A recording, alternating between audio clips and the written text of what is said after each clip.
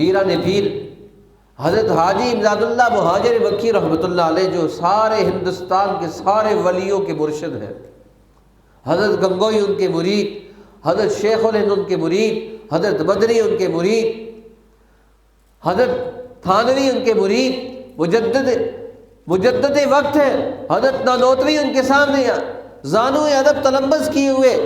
مولانا خلیل احمد صاحب سہارنپوری رحمۃ اللہ علیہ، شاہ عبد الرحیم صاحب رائے پوری رحمۃ اللہ علیہ، یہ سارے اولیاء اللہ کا حال یہ ہے، یہ سارے حضرت حاجی امداد اللہ مہاجر مکی رحمۃ اللہ علیہ کے سامنے زانو ادب تلمبس کیے ہوئے، وہ سب کے مرشد۔ عجیب بات فرمائی، کہنے لگے جب تین دل اکٹھے ہو جائیں، جب تین دل اکٹھے ہو جائیں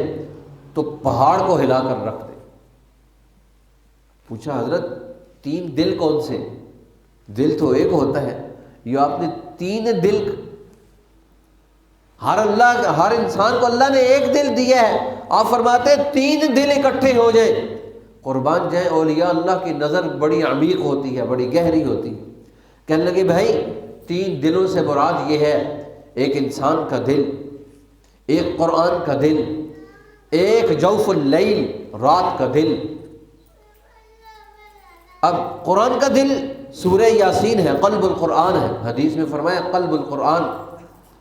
اور رات کا دل آدھی رات تہجد کا وقت، اور انسان کھڑا ہو جائے تہجد کی نماز میں سورہ یاسین کو پڑھے، تہجد کی نماز میں سورہ یاسین کو پڑھے، رات کو کھڑا ہے، فرمایا اگر یہ آدمی اس کیفیت اور اس حلاوت کے ساتھ یاسین کو پڑھے تہجد میں، فرمایا پہاڑ اپنی جگہ چھوڑ دے، پہاڑ اپنی جگہ چھوڑ دے۔ لیکن ان اولیاء اللہ نے زندگی کے مشاہدات کیے تھے،